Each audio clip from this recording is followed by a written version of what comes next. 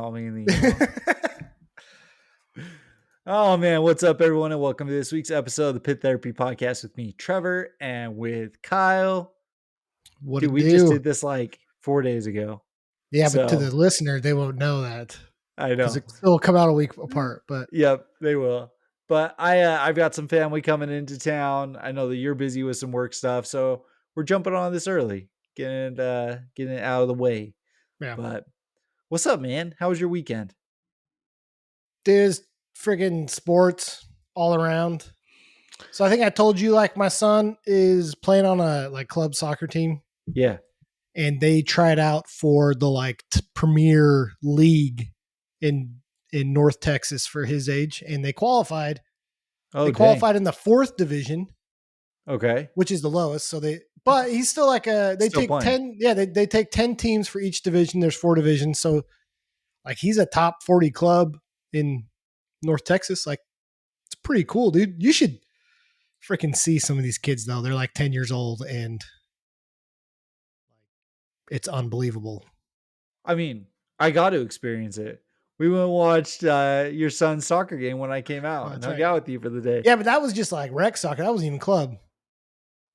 Oh, so it's a different team. It's a different team. Yeah, he tried out for Is it similar kids though? Because he had some baller kids on his team. I know. These kids would not. Like the team that you watch, they'd get smoked in one of these tournaments. Gotcha. I gotcha. Yeah, dude, it's crazy. I don't know. I'm happy for him, but the game on Sunday was at 7 a.m. So we had to get up at 4 to be able to get down to where he played. Yeah. And it's just exhausting. And then I am playing in that old man basketball league. So you're still I had a game. Yeah, I'm still doing that. Ball is life, man. I'm never gonna stop. Break your back. Yeah. But cut my back. So we got this guy that put this team together. I don't know. I don't know where he's finding these guys. I swear every day we play, there's a new guy on our team. And no one knows who these people are, but they just show up and play. And holy cow, dude, they can ball. Yeah. It's great. There's a guy on our team named Fresh. Nice. The dude just hoops, man. He has a tattoo that says ball forever, something like that. And says fresh is how we turn it, baby. Yeah, that's just what he does. He just plays, dude. We lost, but still, there's a guy on our team that literally could jump out of the building. He was blocking shots and his elbow was to the rim, blocking people's shots. And I'm just dude, it's wild. It's crazy. So that's dope. It's fun. I spent the greater part of my life playing ball. So I'm glad that this year I decided to play again. I mean, that was one thing that I got into. I haven't been doing it the last about 6-7 months or so, but we had a neighborhood just kind of pickup game that we would do a couple times a week. And it's awesome, man. It's good exercise. It's fun just to go hang out. Ours is not serious at all. We change up teams every 25 points or whatever, it's legitimate, just pick up. Yeah. So it's just fun. And, it was nice to be able to kind of stay in shape a little bit. In 6 months, it's amazing how quickly your body goes out of shape if you don't do that stuff. Yeah. Yeah. For real. Struggling right now, man. I'm struggling with that right now. I mean, you gotta go start playing ball again, but I've liked this adult league because it's all dudes that play ball. Yeah. So if you're on a fast break laying it up, people aren't one time I got blocked on a fast break, but it's because the guy I was playing was 6'7" and 250 and moved like a NFL linebacker. And he jumped up behind me and pinned the ball on the backboard when I laid it up. And I turned around, I was I'm not even mad. What am I going to do about that? You know? But everyone else, you laid up on a fast break, no one's coming up trying to stop you, So people know how to play ball and it makes it way better. No one's getting in fights. No one's people trash talk, but everyone's cool after because it's just a bunch of old guys. See, playing ball. So you're good enough. You can play. I couldn't even go play in the league. That's just the reality of it. I suck, but it's all right. It's fun. Yeah. So what have you been up to, man? Not too much this weekend. This weekend was a little bit more low key. I got some yard work projects done, knocked those out. Like I said, we have some family coming in town. So we're going on a camping trip this weekend. And so I've Nice. got my brother in law from Wisconsin, my in laws back from Boston. They're all coming into town on Wednesday. And then we're going to go up and camp up Big Cottonwood. Oh, So sick. that'll be dope. Yeah. That'll be fun for sure. Has it cooled off at all? Like I heard it's No, been, yeah, I dude, heard it's you guys have been been furnace. ridiculous. We have had 0 rainstorms. Like normally during the summer, we get like 1 or 2, even if it's just for a night or something. Yeah. Nothing. Like my yard's struggling. Like the heat is insane. It's brutal right now. Yeah. So I'm hoping fall comes early and we get like a major downturn real fast. But there's no end in sight right now, man. Nah, this is the hottest summer yet because it's going to get worse. That we have So more time. listen to some Earth Crisis and, you know, Get your environmental game on. exactly. So That's cool, man. Dude, I miss camping in the mountains. you're always welcome. I miss camping in the mountains. Nah, I'm all right. You don't miss it that much then, bro. No, I do, but like, no, you're right. I don't miss it that much. Maybe one day. There's I don't know. See. like I want to go back to some of like my classic like childhood spots I went to. Like there's a place in kind of central Utah called Fish Lake. Absolutely beautiful. Mm, As the name suggests, you can go fishing just like off the shore. You can go take a boat and troll and stuff like that. I want to take my kids up there. My oldest has been up there when she was like 2, yeah, 3. So it's been years since we've done that one. Uh Bear Lake's always fun. I want to go down to like Goblin Valley and stuff like yeah. that. But so I'm going to get out probably like starting next year or the year after. Got to figure out how to make a few more of those Got to, happen again. yeah. I miss that stuff. I really do. I miss camping in Utah. Yeah. Absolutely. Yeah. So You should like, not the we same. should figure this out and you should come up and we should go down backpacking through Escalante. Like Yeah, we do that's that. the one that's way fun. I You can't could backpack bring, anymore though because I have sleep apnea and I'll die. you don't have to sleep for 3 days. You're fine. Good point. You're fine. Get one of those like you just put it in your nose and opening up your stuff. You're good. I don't know if any of that stuff works. Have you seen the ones that they like put in your body? I'm not doing that. They like it's like a machine that they put in there. I don't know if it like zaps you when you stop breathing at night, Like a but different form of a pacemaker kind of I thing. kind of yeah. I think they like surgically implant something into you, and it's like, Yeah, dude, it's that's like a kill switch, man. Like I'm gonna say something politically wrong, and then the government's just gonna kill me. You know just zap your lungs. exactly. So, huh? Yeah, no, I mean, it's hot, but it's good. Like, Yeah, I like keep my house pretty cold. I sit around in hoodies and sweatpants still during the summer. And then I go walk out into my front yard. And I'm like, oh, it's like 95 degrees. I shouldn't be doing this. yeah. So, We've had like a super mild summer. We had a ton of rain. Like it rained a ton this morning. yeah. I think the high today was like 87. It was incredible. Well, that's nice. And yesterday, or no, Saturday, we went to like a water park. Um, and it rained for like an hour and a half, and we had to like sit underneath this canopy and like wait it out because it was like lightning. It was like a big thunderstorm rolled Oh, that through. blows. Yeah, it was freezing because it's raining and the wind's blowing, and we're just sitting Yeah. there getting soaked. So Well, well, yeah. yeah, I mean, obviously we talked and you've got a lot of like work stuff coming up, but is there any shows coming your way that you're going to slip out to at all? um, I can't think of any in August. So no, not in the immediate future. What about you? Well, when this comes out, it will have been last week, but on Wednesday, Time Heist is here again. Oh, So I'm sick. probably going to try to hit those guys up.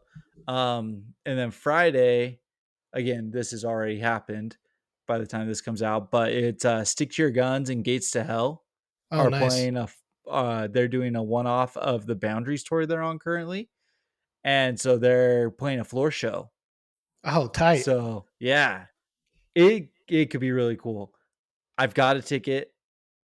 I don't know if I'm gonna make it because of the camping trip, Mm, but also I might have to come back down Friday night anyways to take care of like my dog and then go to like my little golf course job on Saturday morning. So I might just slip down to it at like yeah, 9:30, catch the last couple bands. So we'll see. dude, seeing some of those bigger bands in settings like that just hit different, you I know. know. And like here's the thing is like Wild West does a good job of promoting it, but I don't think it's been promoted quite as heavy as it could be for like a stick to your guns floor show should be. Right. Like it could be awesome. You know what Yeah. I mean? Like that stuff is cool. So we'll see. If I don't make it to it, you'll have seen postings of me giving my ticket away. So we'll see. But Yeah. Well, but cool, yeah, man. man. So well, we'll just jump into this, man. We were texting back and forth and we were talking a little bit about what we were going to do because last week we did a local band series and I just got the itch last week or this weekend actually on Saturday when I was doing my yard work projects. I threw on Burden of a Day and I was like, let's talk about this period of time 2006 to 2012, right? And very specifically, the Christcore, post-hardcore, melodic hardcore, metalcore, kind of weird little subgenre that happened during this time. And if you were around during this time, you know what I'm talking about. It was the Urban Outfitters. You had your slack beanies, you had your tight jeans, you had your emo cuts. Keys on a Everyone carabiner. keys on a carabiner. I'll post a picture of Josh. Like it was that is the style of music that was coming out. Yeah. And during this time, there was a huge um youth group movement where if you weren't in a very specifically Christian band, you were a band full of Christians, like that Yeah. classic saying, right?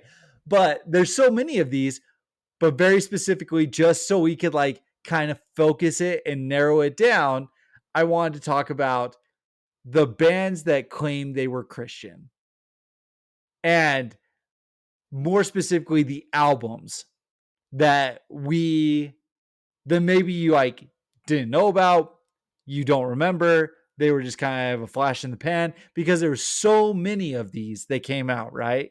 Yeah. It was everywhere. Yeah. And I think what's interesting too is like we're talking about a very specific subgroup because like Christcore or Christian hardcore has been around for a while before this. Yeah, You know, you think about like no innocent victims like in the 90s. right. You know, all those like no innocent victims, Sleeping Giant, X Death Star X, like we're not talking about like the actual actual hardcore bands. You know what I mean? Right. And then on like the flip side of that, you also have like the Christian deathcore, like Impending Doom with Blood Comes Cleansing. And I think with Blood Comes Cleansing's like pretty close to this, you No. know? Maybe not No. sonically, but those guys were like that. Sure, but I mean, okay. And again, let's kind of quantify this. Is like there was a whole like deathcore genre of this. There was a Yeah. whole deathcore, Christcore thing going on with Blood Comes Cleansings, with the Impending Dooms, and some of those kind of bands. And so, like I said, you'll know about the bands that we're talking about when we start talking about them because there's a little bit of the electronic music in there. Uh-huh. There's a lot of the auto tune going on the vocals. You had the harsh vocals and the clean vocals. Like as soon as we start naming some of these albums, you're going to be like a picture in your head. I understand Like, completely. yeah, Yeah.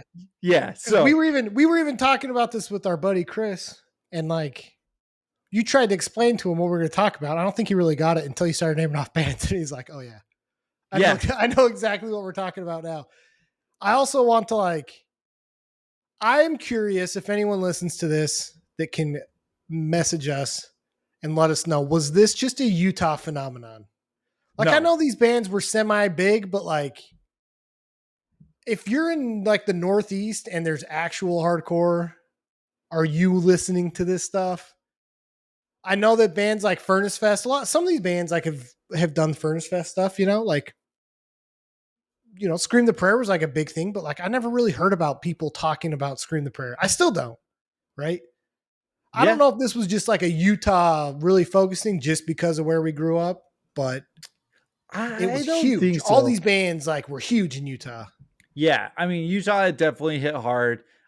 Southern Utah, or excuse me, Southern California seemed to have a pretty good scene. It seems like they were pretty popular there. I think it was like the Bible Belt. I think you got a lot of these bands coming from the Bible Belt Yeah. and stuff like that. So, you know, when I picture this, I already told you kind of like the aesthetic that I think of, but then going to like the actual albums, you had some of the bands had kind of some funky names, but most of the albums had the weird song titles.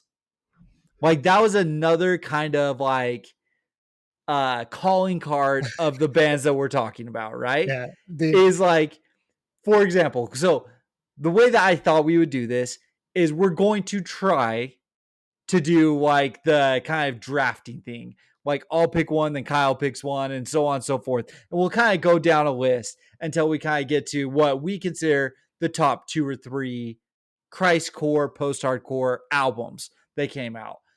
And so like my first one would be the band A Bullet for Pretty Boy, the EP Beauty in the Eye of the Beholder, and like you have songs like Bears Beats Battlestar Galactica, yeah. right? Dial M for Murder. Uh, like Oh, dude, you, this is such a blast from the past. it is such a blast from the past. These albums, though, they were so fun. And you listen to a song like Dial M for Murder, and this is like the epitome of kind of like what I was thinking of. Is Yeah. it's that very melodic, you have kind of that fry heavy scream and stuff like that. You have the electronic in the background, almost like organy over the top at times and stuff like that. But then you get the really like uh weird lyrics, like at the end, the breakdown, the Cinderella, Cinderella, like all that kind of stuff. Like these were just young kids Yeah. who fell into this like subgenre, and this album was one that was a little bit later to the game, but it was very, very much in the realm of the stuff that we were listening to. And I remember when this came out, I was really into bands that had a lot of the electronic stuff. So I've already talked about like I love Attack Attack. I loved early The Devil Wears Prada. A Bullet for Pretty Boy was right in that vein. And so this EP just hit so well. It was Yeah. so good, so fun. So Did that's my first pick. did you listen to any of their other albums? That's the thing is like you had to be there during this time, right? 2000 for me, it was high school. So specifically 2006 to about 2010. I don't even think I got to Revisionist Revise. I probably listened to it, but not the way that I listened to Eye of the Beauty in the Eye of the Beholder. Yeah. Yeah. No, I only knew when you like were talking to me about A Bullet for Pretty Boy, like I only know the EP. Yeah. And here's the thing is like I said, it was a period of time because you even go to that 2010 album and they aren't doing the silly names anymore. Right. You know what I mean? Like, I think pretty quickly people were like, yeah, we should probably stop doing that kind of stuff. You know? So that's my I, first pick. yeah. So my first pick, I guess, would probably be the Here I Come Falling album. Ooh, okay. Because that album, like, does anyone even know who these guys are? I don't know. Like, are I we don't the think only so. ones that listen There's to these like guys? 1,500 listeners to this album. How did we find? I don't even know how we found this, but like this to me, like I think that if there was like if you looked up in the dictionary of what we're talking about, I think these guys are the perfect example. Yeah. Like all their names, like the names of the songs, like try to be. I feel like they always Clever tried to be like way more clever or like deep than they or really were. Like silly. the sea gave up the dead, you know? Yeah. Like, okay. But I don't know, dude. I really like this album listening to it. Like it felt a little more raw, like not as overproduced as some of these other guys. And there's another one that I think that I'm going to bring up too, unless you say it, but it felt a little more raw. There was a lot more melodic. The like change of pace, like the first song, like you're like 20 seconds in after like the most pinnacle scene core, Christcore intro. That's just Yeah. like super bumpy, you know, and then all of a sudden it just exactly, yeah. Yeah. And It's then it so just good. right, and then it just stops and has that like huge breakdown. And he does like the low scream, and then it goes Yeah. right into like the clean sing, and I'm like this is the perfect example. I think there's better bands than them, but this is the perfect example. I I completely agree. A ghost town for a graveyard is one of like the best songs. Yeah, Again, you get a little bit of that like you said, that kind of unique riffage that was happening at this time, but you yeah. also get a little bit of the southern flair in there that was also very Huh? epitomized in this kind of style of music. And this album was actually much higher on my list. So you Oh, coming really? in this like Here I Okay, Come Falling is one of those bands that I absolutely love. Like this honestly is like up there like number 2 for me. Like I love this okay. album. Like So, yeah, are go for these it. guys from like other bands at all? I don't know. Like I didn't do enough research on like any of this stuff going forward like but hey, we just They're talked from about Missouri. Vulgarity, Yeah. Springfield. Like we talked about Vulgarity, Primitive Rage, like there's some heavy bands coming out. I'm curious So, if they're still involved. just pulling up their um like Wikipedia, they've got a ton of members. I don't know if this was just bands that toured, but like or members that toured, but like there's some guys from the Overseer and the Ghost Inside. Oh, dang. Guitar from My Children, My Bride. Um, guy from A Graceful, which I'm sure is another band that's going to pop up in this list that we're talking about. So Yeah. I don't know, man. It seems like they had a ton of members. I don't know. I don't know if any of them actually went on and did anything else. But this album, if you were into this kind of stuff, like this album was awesome. It was So so good. And we did get to catch these guys for only having one album. We caught these guys on the Scream the Prayer tour, yeah, and they were one of the first bands. They were one of the bands I went for, though. I love Here I Come Falling. yeah. So I'm actually super disappointed that they don't have more music. But this one album, we've thrown the idea around of doing like one album bands. This is definitely one of the best one album bands to have Yeah. ever dropped something. I don't even know if they have. Do they? They probably don't even have a social media, huh? Probably, I mean, no, it was 2008. I'm sure they had a MySpace, but why would they do anything else? Right.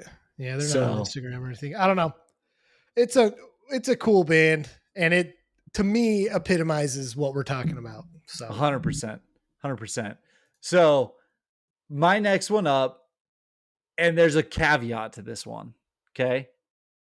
The next one up is Confide Shout the Truth okay, without Joel absolutely, Piper. absolutely. Listen, Joel Piper, if you're listening to this, man, like you better be watching around. Like you better be looking behind your back, you know, because you're gonna catch these hands, dude. What you did to this album, I had this album higher because Yeah. Good. Okay. Shout the Okay. Truth is one of my favorite. Like I even to this know. day, I go onto YouTube and I listen to the OG Shout the Truth. This album, like regardless of what we're talking about with like the scene core, the scene Christ core, Yeah. this album rips. I don't care who you are. You could be the most atheist person ever. If you don't like this album, like we're not friends. The original Shout the Truth is top tier music in my opinion. It was just so unique. And his vocals, what was his name? Ross. Ross's vocals were just so good that he was the Yeah, screamer. yeah. And again, it's another band who kind of epitomized the look, the feel, the scene, everything about it.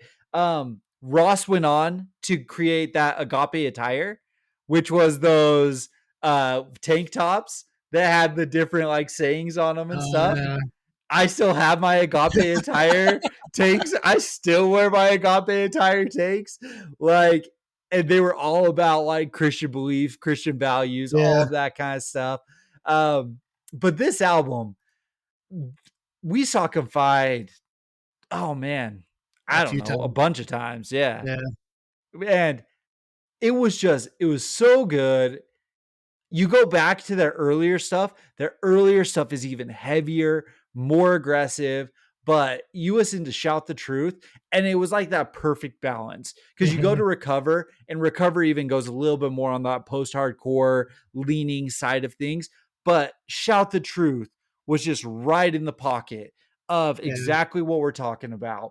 Um, I absolutely loved their Postal Service cover, Such hmm Great Heights. yeah, Absolutely. If you were in the scene at that time, they were doing every band was doing covers. Such Great Heights was definitely one of the top ones. yeah. Like this was a phenomenal album, but go on YouTube, listen to Exactly. it in the correct form cuz again, screw Joel Piper.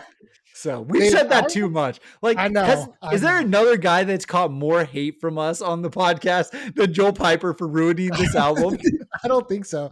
I don't think so. I literally call him out every chance I get. And like, look, he's probably a nice guy, but it's like going to like the Sistine Chapel and taking a dump on it. You know what I mean? That's what he did. All right. He Yeah. wiped his butt with the Mona Lisa, and it's like, bro. I remember seeing Confide. What? So it was like the first time we saw the Ghost Inside. Yeah. Who else was on that tour? Was that Haste Today? Was that I a think Haste Today so. tour? I think it was Haste the Day. Was it the it wasn't the Haste the Day for Scary Kids, was it? I think it was just No, Haste the Day. it might have been Haste Today. Was it a Static Lullaby? Oh, that might have been it. I think it was like Haste Today, a Static Lullaby, The Ghost Inside, and these guys. Yeah. And like, you know, we were probably what 16, I think, when we saw this. No, because when did this album come out? I don't even know when this album came out. I mean, they re-released in 2009 with Joel Piper, so 2008 probably, Okay. 2007 maybe. All right. So we're like 17 then. Yeah. Probably seeing these guys. I just like I remember knowing these guys, and I remember we had Shout the Truth. I was familiar. Yeah. I remember just like I was probably way more violent for these That we guys than I needed to should have. be for We these needed to guys. be for a show like this. You know what I mean? A Like we hundred were already percent. moshing pretty hard and like getting into heavy stuff by that point. But like I just remember it was like there were a couple bands in this kind of space that would get way more violent than they should have. Yeah. Like this band was one of them. And then Vices Like Vipers with Oh Sleeper. I remember seeing them when that album came out in like Dude, that some tiny bowling alley venue, and it just so good being though. it was a bloodbath, dude. Like I because some of these bands just got way more violent than it should have, and Confide was one of them. I don't know what it was about Shout the Truth, but it sets me off, dude, even when I listen to it now. It's so good. So like again, if you like these guys, go listen to the correct version of Shout the Truth, but also go listen to Confide Introduction, their EP, and that song Too Many Grasshoppers to Maintain the Harvest. Just like they could have gone to the deathcore route, but Yeah, instead they kind of came back into the leaning post-hardcore realm. So yeah. so good. All right. My next one is probably going to be a graceful Yeah.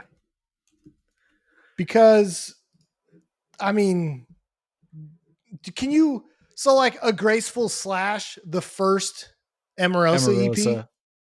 Like, can we combine those? Is that okay? Do you have that? You don't have We the have Emerosa EP to. anywhere, do you? Okay. No, It's no, yeah, basically the we same. It's basically the same stuff, you know? absolutely. Absolutely. I'm with you on that. This This Graceful album, album is so good, dude. so good. 2008. It's the original vocalist for Emerosa. He also is now in Like Moths to Flames, and this is his best work. Like A Graceful is hands down his best work. Um, Yeah. musically too, it was like it felt a little more mature to me Yeah. than some of these other bands that we're talking about, and maybe that's why I liked it. Um, it was even leaning a little more on the heavy side that wasn't quite deathcore yet. Like it wasn't. I don't know. Right. I don't know. It just there's something strange about this album that really caught my attention because it wasn't as it was a little lower tuned. Like it was a little slower. You know, some of these other bands, like Here I Come Falling, for example, has like really fast parts and stuff. Like this, Graceful's just it wasn't fast. It was different in a time of like when all these bands kind of sounded the same. This one felt just different enough to me to like stand out. I think that this is the album that started to bridge the gap into the heavier metalcore realm. Yeah, Like if you think about the Graceful and like the point of time that they were coming from, like you said, he came from Emerosa. That first Emerosa album, um, This Is Your Way Out, had songs like Armageddon, Utah, Casablanca, and stuff like that. And it did trend a little bit more on the post-hardcore aspect, like we've been talking about. And he got heavier with it. And then he even takes it a step further. He denounces the Christianity title and he creates like Moss to Flames and just goes full heavy. yeah, But it's like it's after this album, there were a few bands that had like started to trend heavier, right? You had the For Todays, you had A Plea for Purging.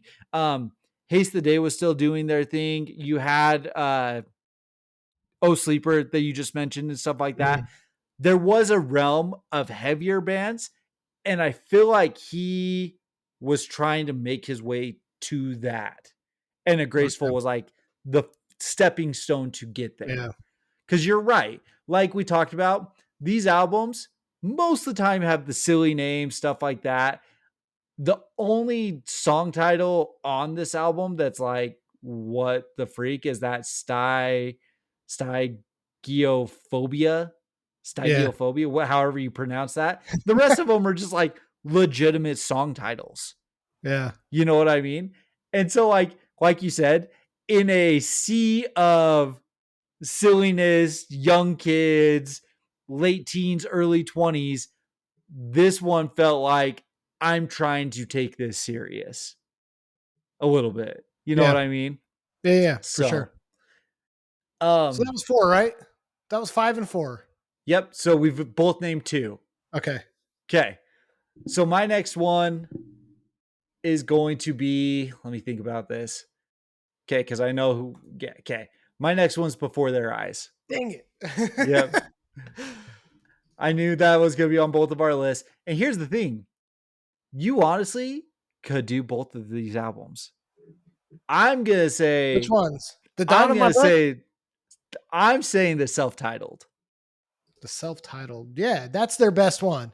That's their best one. But Absolutely. I do love The Dawn of My Death as well. Like honestly, you could put both of these albums on this list. But by far the self-titled, Before Their Eyes, songs like City in a Snow Globe, The Journey Down South starts with a two-step. Mhm. Like, if you've listened to us, you know that like I was a sucker for all of the southern, like the one southern song on these post-hardcore metalcore albums and stuff like that. And the one that always comes to mind is The Journey Down South starts with a two-step. It It's so is just good. so sick that Uh, dude, so good. And like again, this is a band that really epitomized this time. yeah. They've got the super cool artwork on the front where it's like the angel behind the guys creating the cross and stuff like that. Like it's very unique, very cool. And it just hits Yeah. everything that you would want from this type of album. Like, yeah, obviously this was on your list too. I won't take it all. What else you No, got about yeah. this I one? just like I don't know. I don't know. Like, I feel like we were getting into like pretty heavy music, but there were a few of these bands that would draw us back. And like Before Their Eyes was one of them. Like we would listen to this album all the time. Um, Absolutely. I think the nostalgia on this album is a lot heavier for me than like I personally don't think it aged super well for me. Really? Like the nostalgia factor of it is super high, but like listening to going back and listening to it because I actually listened to this album like a month ago, Yeah. and like I don't know, I felt a little too cheesed out listening to it. Listen, And I know that sounds bad. I shouldn't feel that way, but it was like maybe it was just because of the mood I was in. But that's fair, I just but if I'm gonna listen to the softer, like more sing-songy stuff that has Christian tones, like I'm gonna go listen to Visu from Thrice. sure. Like I feel like there's better albums than this.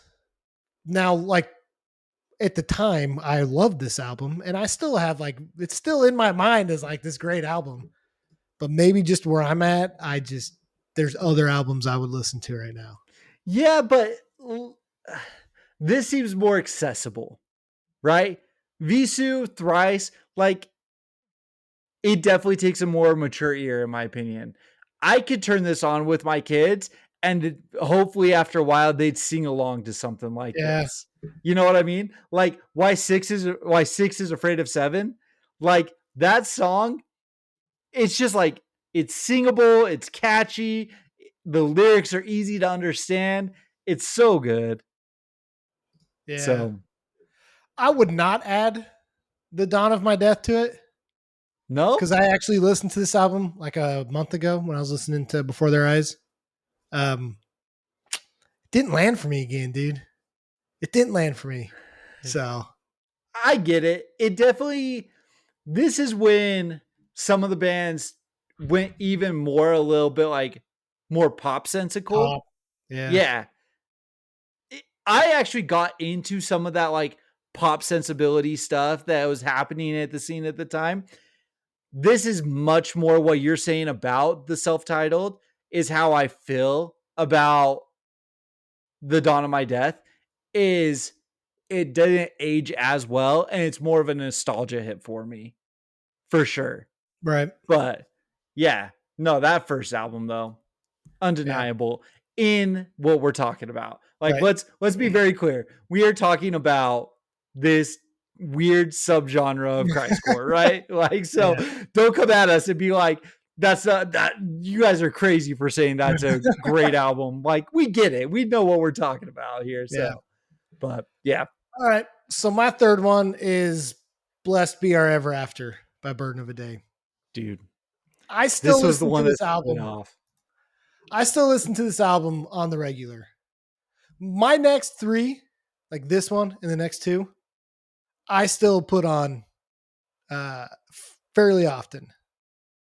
Okay. I love this album. Like Yeah. I absolutely love this album. I love everything about this album. I don't Yes. think there's a bad song. I think it flows incredibly. I love the like melodic guitar parts on a lot of these songs. They do it so freaking well. Yes. Like even the interlude. What's the interlude? Is it Is My it Shelter? Umbrellas? It's not My Shelter. I think it's Umbrella. Yeah, like there's a Yeah. few interludes and stuff that I like am just okay with and can listen to, and this is one just because I love the guitar from these guys. I think they're so good. I think they're way more technical than anyone gave them credit for. Their ability to like misery signalist time change Yeah. on things is super impressive. They ran dual vocalists too, right? I'm pretty sure. Yeah, I'm pretty sure it was two heavy vocalists.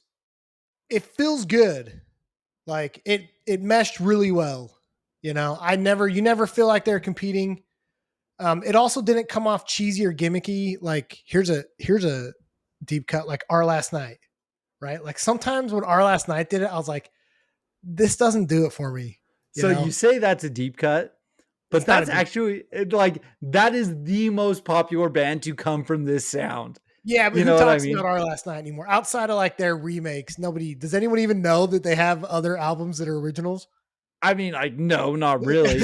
But they're still probably the most successful band in this sound. Yeah. Like in terms of like finances and stuff like that. Oh, They sure. blew up their YouTube, they blew up all their social medias and stuff like that. They sold out massive, massive tours, Yeah. right? Like they are a band who you could say actually made it that came from Right. the scene. You know what I mean? So, but like Blessed Be Our Ever After, it doesn't feel like it didn't feel very much like a scene core band like a lot of the other ones that we're talking about. It feel like I don't know, they feel unique enough to me, and like it doesn't feel like they're trying to be something. Like I think they happen to fall into this genre. I don't know how to explain it. Like to me, it just feels like they're very genuine in the sound they created, and I Yeah. respect that a ton. And this album still like is a big part of my rotation. So Yeah. 100% agree with you. Again, this was the band that I was listening to. This was the album I was listening to when this idea came to me because I, again, like you said, it's in constant rotation. I love this album. The sound that they cultivated, this is more along the lines of the Here I Come Fallings.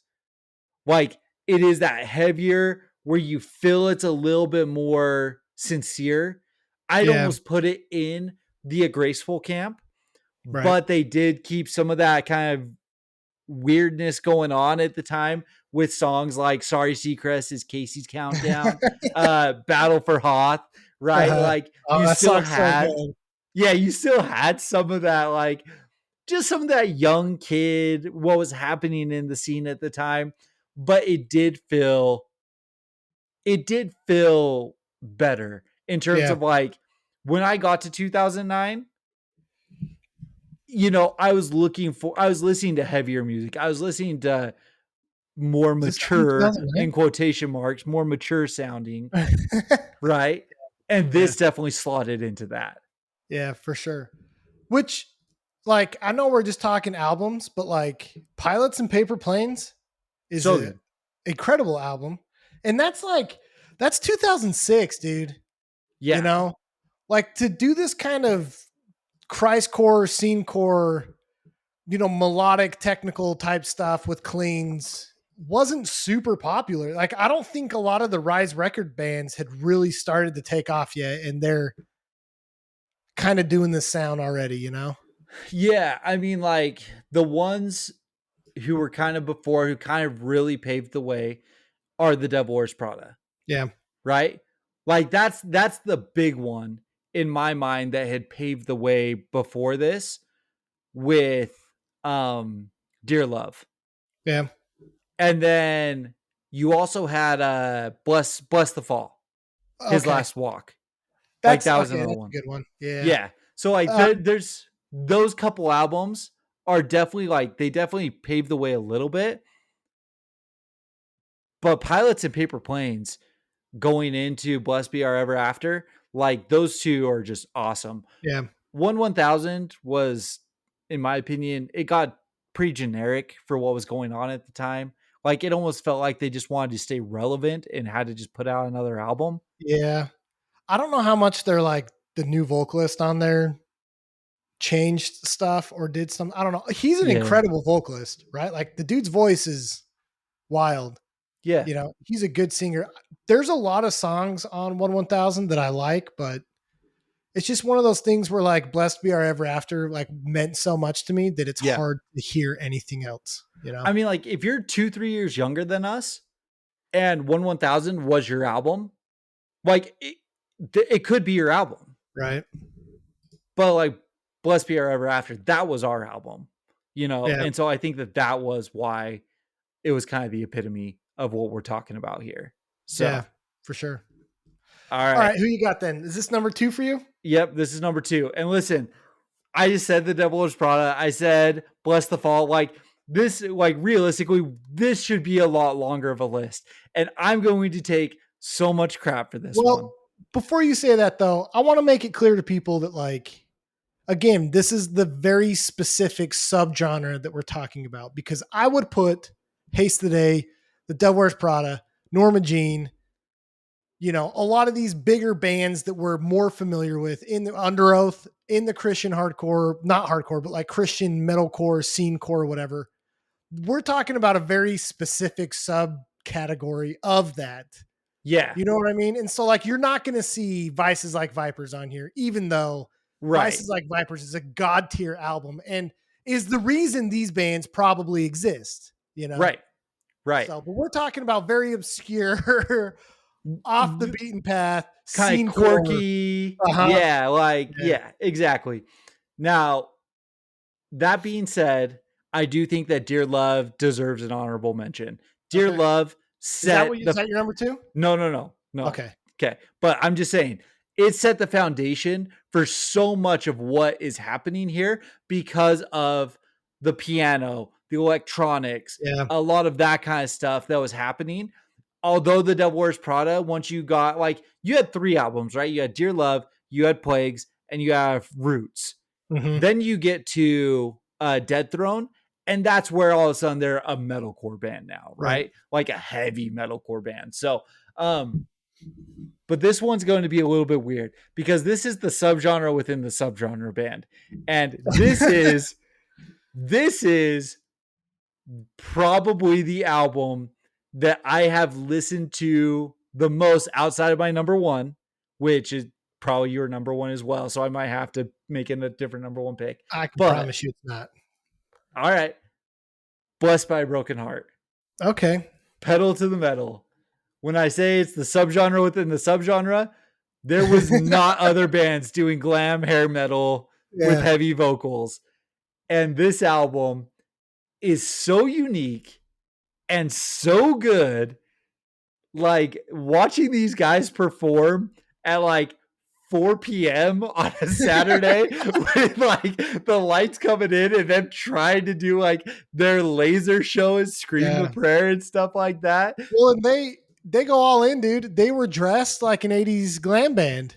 Oh, they lived the life. Yeah, they lived the life. The guy had like a huge blonde mullet and was in like leopard printed pants and stuff, you know? I mean, who's that Christian? Is it Striper? Is that the hair metal Christian band that was I have out no there? idea. Yeah. Like this album though is so incredibly good. I So stupid though. Like it's so incredibly good and I love it. Like I absolutely love it. But like I was actually listening to it a couple days ago. It's yeah, so stupid. It's so it's so stupid. dumb. But it is you turn this on and you are here for a good time. Oh, There's absolutely. no other way to describe this album. This is an album that I just bug my kids with, but like when they were growing up and like we were doing bath time, I would play Move Your Body. And it wasn't Move Your Body, it was Wash Your Body, Yeah. right? Like to this day, my girls know Move Your Body. We sing this song all the time. It's incredible. She Wolf is incredible. You go down. What is it doing it? Doing Doing it. it. Where there's the breakdown. How often did we do that? Just like Yeah, as dude. friends, like that was our go-to, and it's just like a fun Dude, like I'm breakdown pretty at the sure beginning. I'm pretty sure they played with an actual key, like a They keytar. did Yeah. guitar, yeah, Dude. Oh dude, man. so This good. like it's so good. It's so dumb, but it's so good. Like Carry On, the intro, like guitar riff to it is like a Mega Man song. I freaking love Yeah, it. Here's a yeah, band that like subgenre of a subgenre, but doesn't get the credit that they deserve for how freaking good of musicians they are. Their guitar player is like top tier, dude. Like top tier. yes, yes. It's honestly too bad. Like, listen, you've got to give these guys massive respect Yeah. because they toured with hardcore, post hardcore stuff that they're never going to make money on. If they legitimately tried to get on like a hair metal show, They could have. Yeah. I mean, like, maybe no one would actually pick them up, but the style of music is so good. They shred so well. You listen to a song like To Be Young, and it's just that 80s feel good, like, this is what it's like to be young. Like, So I was listening to like Spirit Adrift, yeah. and I was like Spirit Adrift's awesome. Like shout out Mike. Spirit Adrift slays, dude. But the whole time in the back of my mind, I'm thinking like, you guys are doing this like seriously though. Like Blessed by a Broken Heart is just as good as you, and they're up there just dicking around. Right, Like, right, imagine if they tried, you know? I don't right. know. This album is so good, but like, So who good. knows? And Like, Ride Into the Night is one of the best outros to any album in yeah, existence. Like, it's perfect. right. I get the biggest smile on my face whenever I listen to this album. Like, Now, honestly, I do. and here's the thing, right? The follow-up album wasn't as good. It had its couple Has good bangers, songs. Yeah. like Shut Up and Rock, Death Wish, Thunderdome. Like, those Dude, are all Sleepless Nights is like one of my favorite songs of theirs. Sleepless. Oh yeah, yeah, yeah. Sleepless The Nights. last one, yeah. So like, it's all good. But like again, that album was like, go out with Guns N' Roses, go out with Yeah. one of like Motley Crue or something like that. And like they could have potentially like hit it extremely big. And it just didn't click. Pedal to the Metal though, God tier album. Yeah, Like absolutely. it is, I don't care what you say, like in terms of like favorite albums, it's up there for me, regardless of what we're talking about. It's that good. Yeah. So, I can't say that it's like number one because it wasn't influential, right? Like Right. there, you don't have other hardcore bands doing 80s glam metal, but these guys, for what they were phenomenal. What's sick So is that like, I mean, they played the Scream the Prayer tours. I think they did it like 2 or 3 times. I mean, they played like decent shows. they played great shows for Yeah. what we like. Yeah. Like they toured with Bring Me the Horizon and Architects. Yeah. Like they played like they punched way above their weight, is all I'm gonna say. But they were playing with Bring Me the Horizon and Architects at like art in the venue. So like it was a sold out like Yeah, yeah. 500 cap No, I room, know. No, you I know. know. But even then, like, dude, like how many of these bands, like even Bring Me the Horizon at the time, are gonna take a risk on bringing a You freaking haircore band, you know? you know though that like as kids they were watching it and just be like, what the heck is Probably. going on here? Like they were loving it too. Yeah. Yeah. So no, Yeah. shout out to those guys. They dropped a single 2024. It looks like they're somewhat active right now. Back. Just saying. Blessed by a Broken Heart. Come back to Utah, man. I would absolutely kill to see it again. I would fly out for that. I would fly out Heck for that. yeah. That'll bring me out. So, all right, my number 2. You're going to be pissed off because I'm pretty sure I'm going to steal your number 1.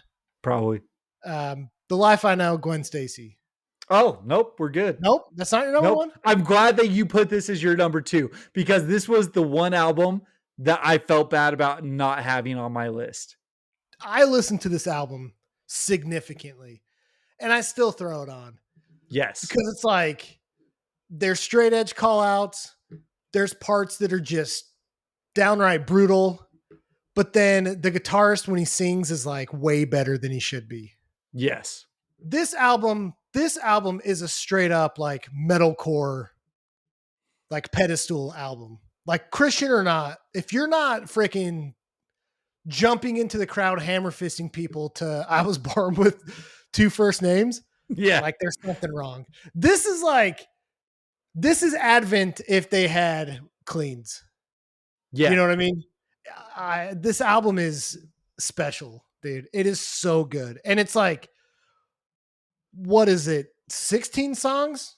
Well, I guess this is the extended No, one. that's the extended 12. version. I think It's that 12 it's 12 songs. songs. Yeah. Yeah. But And like the Gone last song Fishing, name, I'll splatter you like Jackson Pollock. Like yeah. such a good name.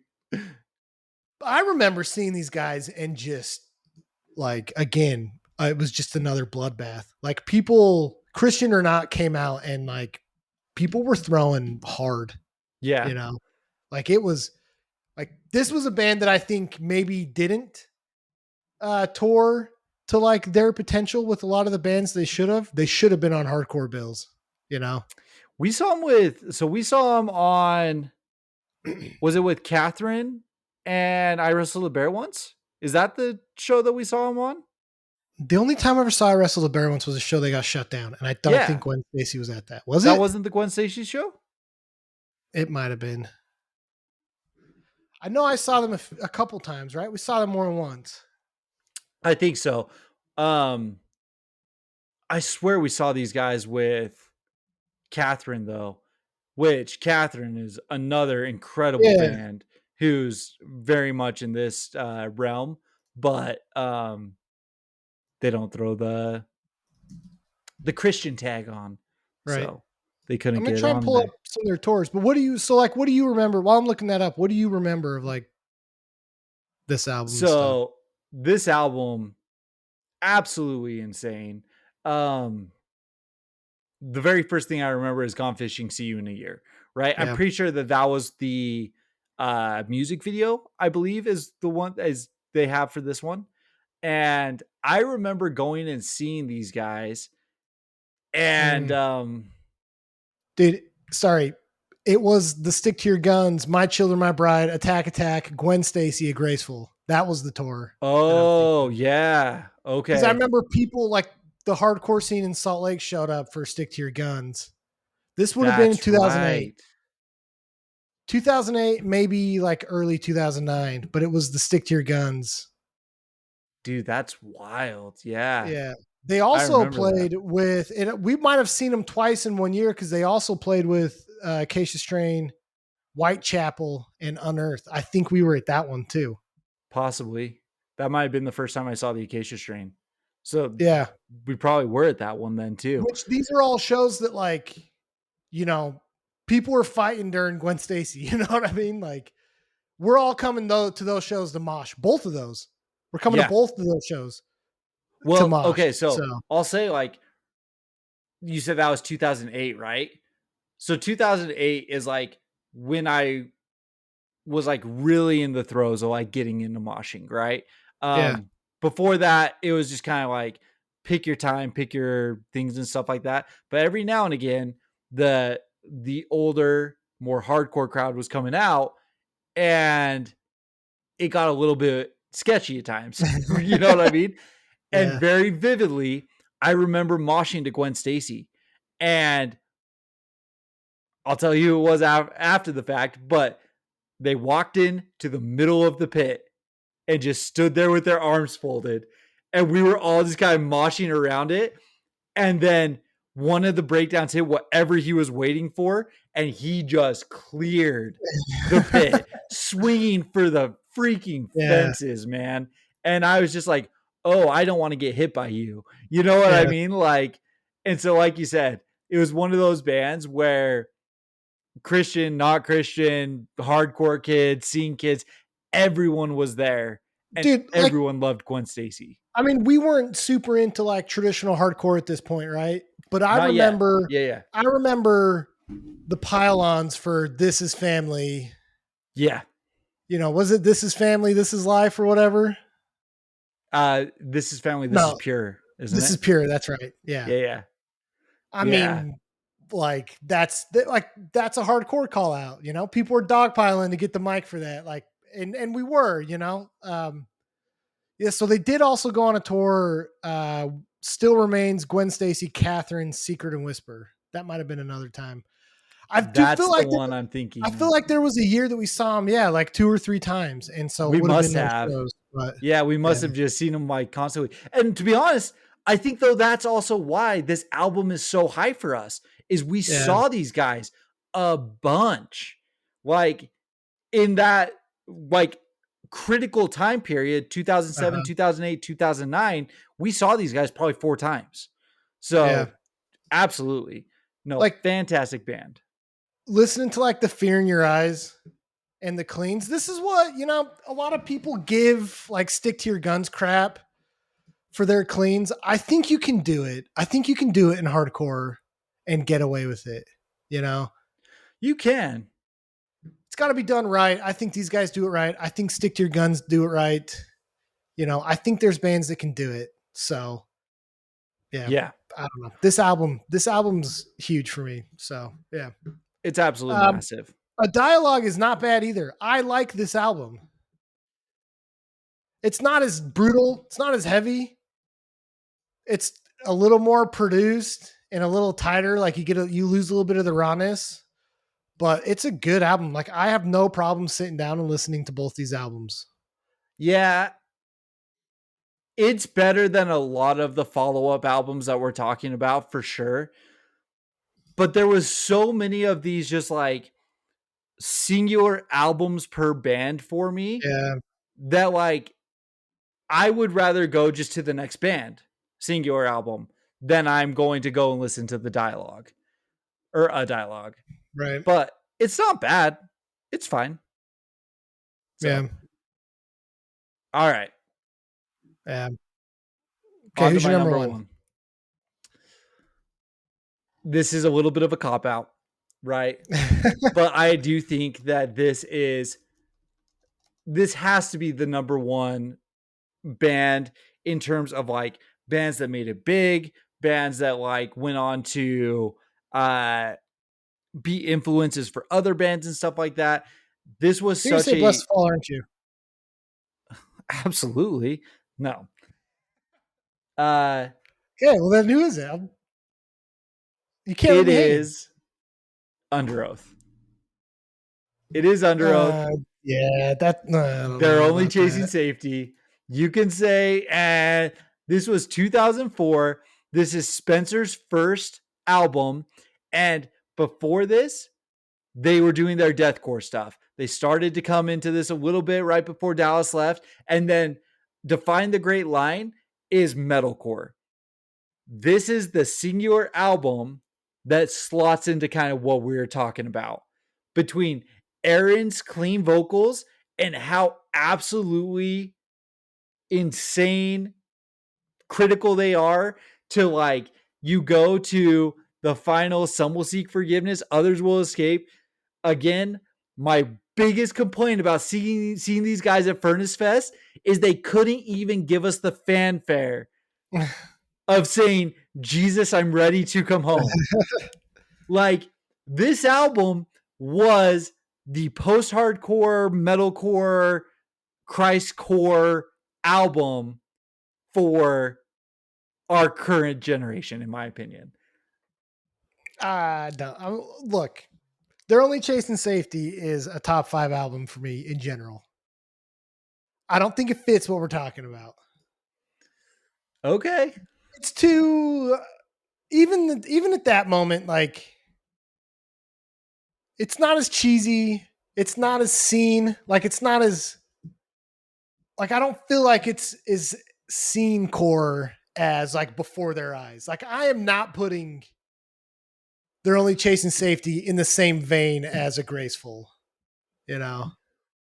I don't know, I man. mean, I agree with everything you're saying, 100%.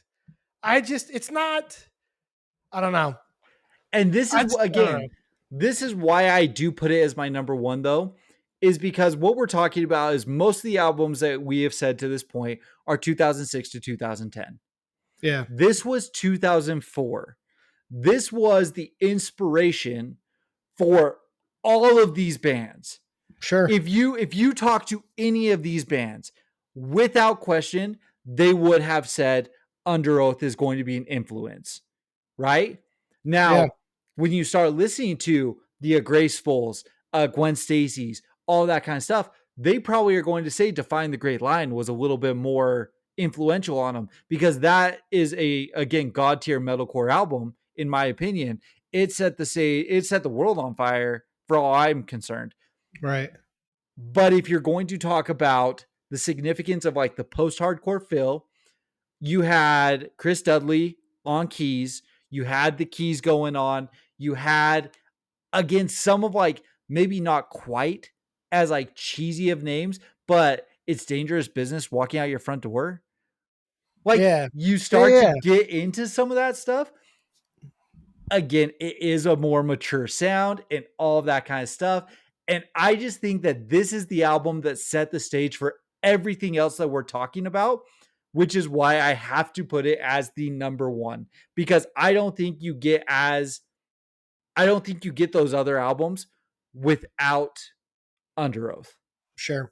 You could say that about probably Under Oath and The Devil Wears Prada. Those are the two that, like, in my opinion, are like the ones that set the stage for what took place after. So, yeah, no, and I agree with you. I agree with you. I just think that's too easy of an answer. So I'm just giving you credit. Listen, and I 100% said And it's a cop out. yeah. It's a cop out. But But see, so like in my opinion, I get exactly where you're coming from. I get exactly, and I'm just being a dick.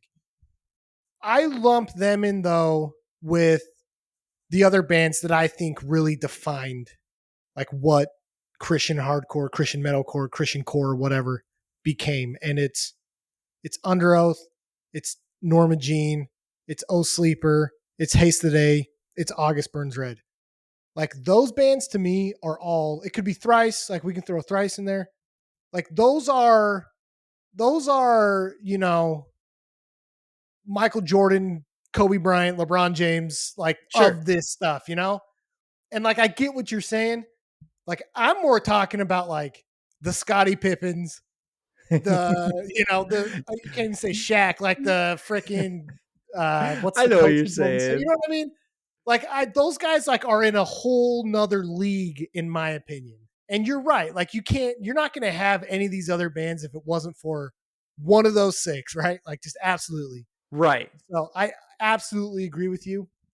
Like I think I really like this episode, what we're doing, because I think a lot of these bands we're not going to talk about.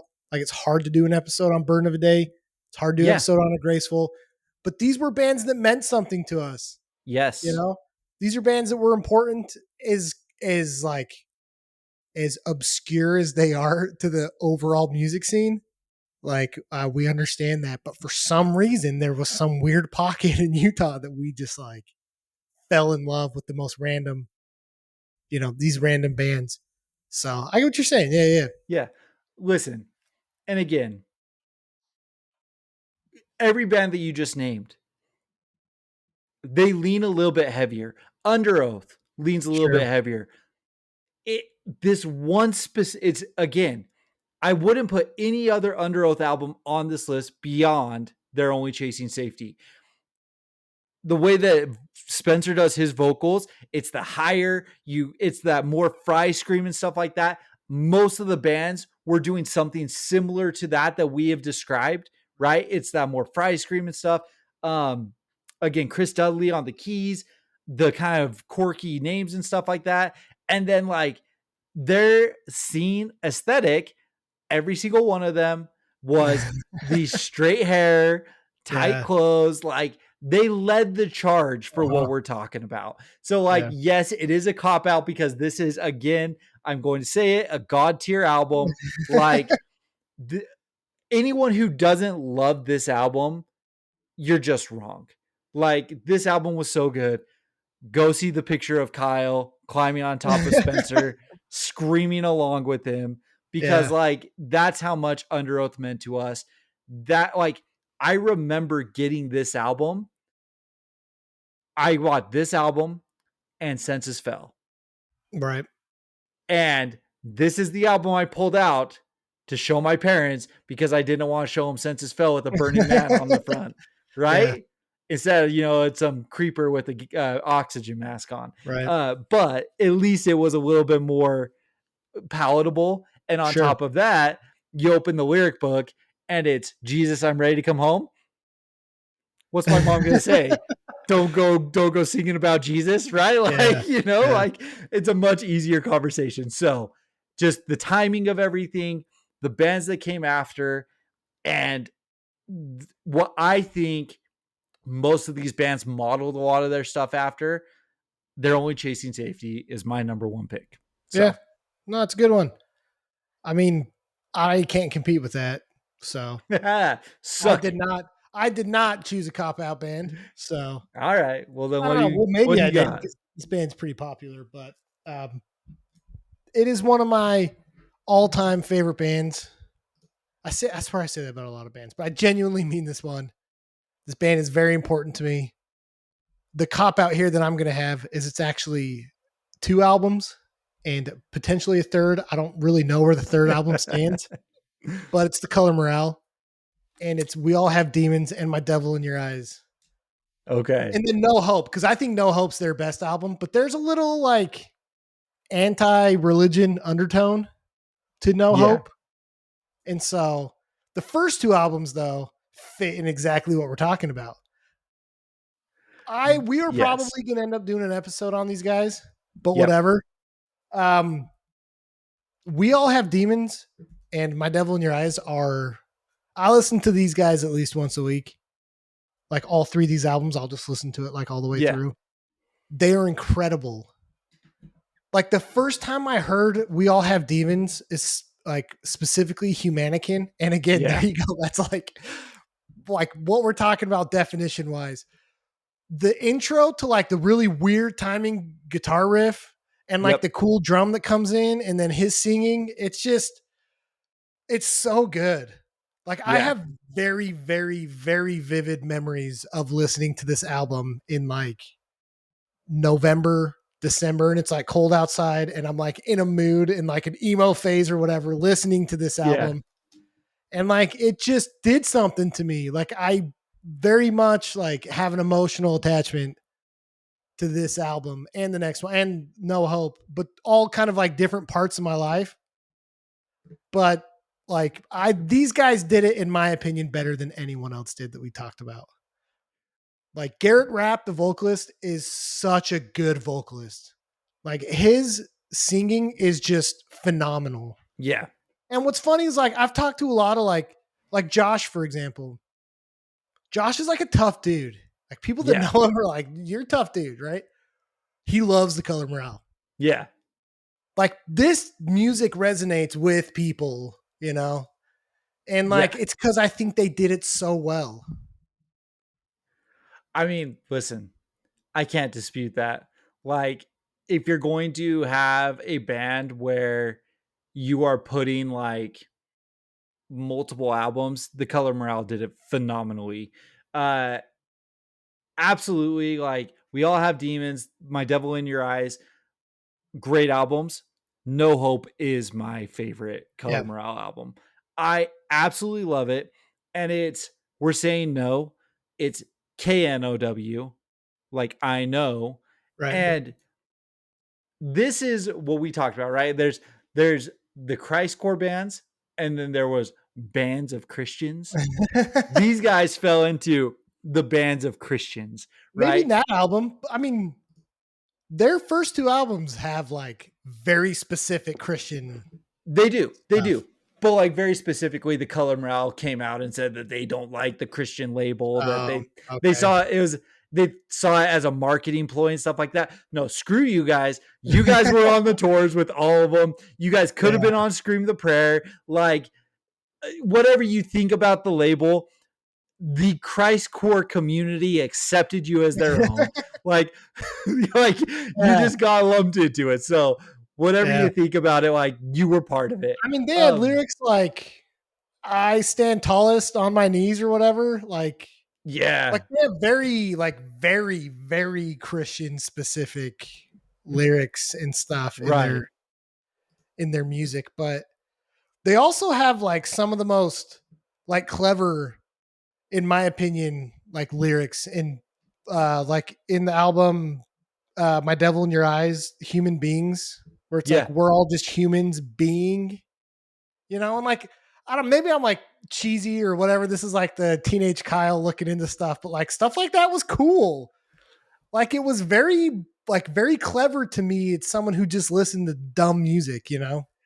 I mean, like they took the time to like you said, it might be dumb, right? But they took the time to try. Yeah. And so like anyone who takes the time to try to be clever with their lyrics, to talk about the again, this was one of those first bands that like I remember them being like, hey, let's talk about mental health. Let's talk about the Yeah. problems and stuff that everyone's having.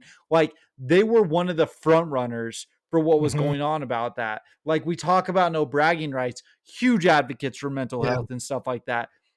The Color Morale was one of the first bands I remember doing like that level of stuff. You know what I mean? So Right. absolutely fantastic. Like I said, go ahead. I was just gonna say, like, I have very like specific memories of this band too, because like I dogpiled for one of the songs and then got pushed to the stage and then fell and slammed my back on the stupid speaker monitor. And Yeah. I was laying on the ground holding my back, and he stopped singing. The band kept playing, but he stopped singing, pulled me up, and then gave me the mic. And like we were singing together. And then like I jumped off. And then at Warp Tour, I saw him, and he was like standing out in the crowd holding the mic out. And I run and jump and like dogpile on top of people. And he's laying on top of people. I'm laying on top of people. Felt like Top Gun right there, you know, like and we like link arms and he gives me the mic and we're both just like laying on top of people screaming into the mic. It's incredible. And like I've met Garrett a couple times, Yeah. just like one of the nicest, realest dudes out there. Like, I don't know. I can't say enough good things about this band and how important like their music is to me, but very specifically fit into this scene and look that we're talking about. Like you look at the music video for Humanican and Yeah. they're like spread leg, like crab core, Heck headbanging, you yeah. know, while they're tight jeans and their tank tops, you know, like wife beater tank tops, and Yep. very much fit into it. So Totally agree. Um, yeah, I we're mean, gonna talk like about we're gonna talk about this band because they're too good, you know. they truly are. And again, what they decide to talk about, the way that they decide to portray the band and all that stuff, like they were very important and influential to a lot of people. So fantastic pick. Going back to the cleverness of the band, and doing like different words and stuff. Uh One of huh. my favorite songs is Save Yourself. Yeah. Savior, like a Uh huh. savior, self. Like it was super clever, super interesting. That's actually my favorite song of theirs. Yeah. And like the bridge, like the end part, like the outro part to that song, where they're saying like I only like I needed to be saved, but not by you. Like I just Yeah. needed, you know, and like you see the song as Save Yourself, like there's like poetry in their stuff. I don't know. No, that's what I'm saying, man. Fantastic pick. Uh, I'll give you the credit for 3 albums for one. So, no, this was fun, man. Like you said, if anyone wanted an insight as to kind of who we are and like the bands that we talk about and the stuff that we talk about, like this sheds a lot of light onto what was very formative years for us Right. because we went from your basement listening to punk music, AFIs, Rise Against, all that kind of stuff, to finding our own sound. And this music specifically was a huge part of our own sound, getting us into heavier music, which then, I've gone down the deathcore route. We've both gone down the like actual Mhm. hardcore, traditional hardcore stuff. Uh, if it wasn't for bands like the Color Morale Yeah. having very specific, impactful messages, would we care as much about actual hardcore music? Would we care about the bands that are out there um talking about political stuff, Yeah. religious stuff, uh, mental health, all of the stuff that comes along with it. This definitely formulated that was important to us, and we found an outlet through music. Yeah. And these bands were significant in that for us. So, Yeah. We've talked about this a lot with like where Christian metalcore, hardcore, whatever fits in the scene. And like I know a lot of people are gonna have problems with it. A lot of people have problems with religion. And I completely understand. You know, completely understand. You can't you can't take this stuff away though from a lot of kids because this needs to be the way that they can get into it. You know what I mean? mhm. Like there's a lot of people out there that are not happy with the way the world is. I'm going to soapbox for a little bit. There's a lot of people out there that are not okay with how the world is, with how organized religion is, with how politics are, all this stuff. But like, it's hard to find the spaces to where you can, you know, find people to agree with, right? And I talk about Yeah. this all the time, going to shows and people handing out pamphlets about veganism. I would have, like, I grew up in conservative Utah. I would have never known about veganism and that it's more than just PETA throwing paint on people, right? Yeah. Like, veganism has this huge culture and this identity of people that are like just trying to protect life and like all this stuff. And it's more than just the people that give it a, you know, might give it a bad name on online or whatever when you see clips of stuff. But what I'm trying to say is, like, you might not agree with religion, you might not believe in Christianity, but there's a lot of kids out there that like need to escape stuff in their life, and this is a perfect gateway for them to get to places where they can express themselves, where they can learn and grow, because that happened to me and you. Yeah. Like, we both grew up in places we would have never learned about any of this stuff if we hadn't gotten to this music. And the truth of the matter is we found a way to relate to it because we grew up in Christian households. Yep. So like you said, it was easy for me to just, not like easy for me as a kid to justify, and I'm doing air quotes, what I was getting into, because we share a belief. Right. And because of that, it avalanched into, you know, I'm going to see bands that are anti-religious, and that's fine.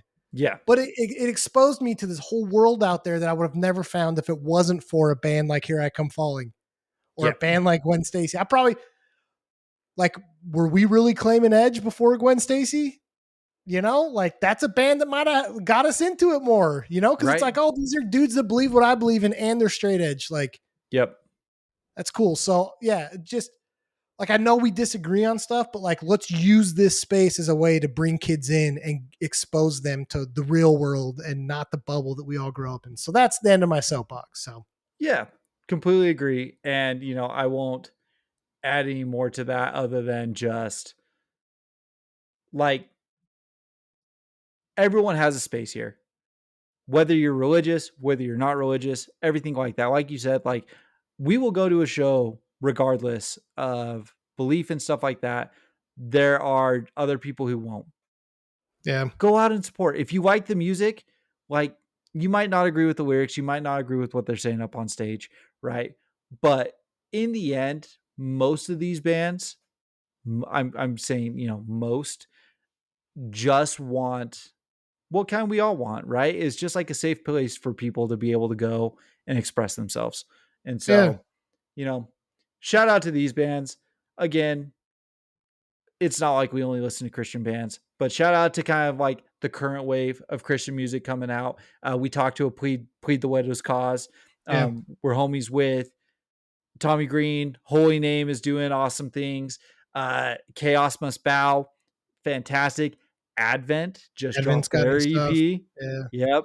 Um, if you're into, like, if you're looking for stuff that's maybe not as heavy, there are still a few good face down bands. My Epic is a really cool one. They're like kind of electronic-y. I don't know how to explain it. Everything in Slow Motion. They're real cool. There's this band called Dens out of North Carolina. They're like one of my favorite modern like Christian bands doing this. There were a lot of like really cool face down bands that I don't think got enough credit, like back in the day, like the Overseer, the Ongoing Concept, yep. um, Forevermore. Like, there's cool bands like that. So I don't know, like, you know, I think people are still trying to do it. Now I think there's a lot of really bad Christian stuff out there too that I'm Oh just yeah. like not gonna listen to. I mean, it was So Christian to be Christian kind of thing. And like you had our feed on the weirdest church music for a while. Like we had some weird stuff coming uh, in. yeah, Um, but no, shout out to the bands who are doing it. Uh, just go and support, man. Like that's the bottom line. But no, this was a very fun episode. I'm glad that we did this. yeah, Uh, Looking forward to kind of doing another one where we might get to be able to talk about some of like the bands who probably don't have big enough discographies for us to like do a full episode on them. So this is a way for us to hit on to some of those. So yeah, yeah, for sure. Dope. Cool. Well, coming up the rest of this month, I am going to be grabbing a few guests and stuff like that. Kyle, you've got a few things going on. There might be a missed week or two here or there kind of thing. Hopefully not, but it'll just depend on what I'm able to line up. So keep eyes peeled and let us know. Let us know if you were around 2006 to 2010. Was this stupid to you? Or were you right in the scene core with all of us as well? Yeah. So let us know. But that's Yeah. it. Cool. Thanks, man. See you. Peace.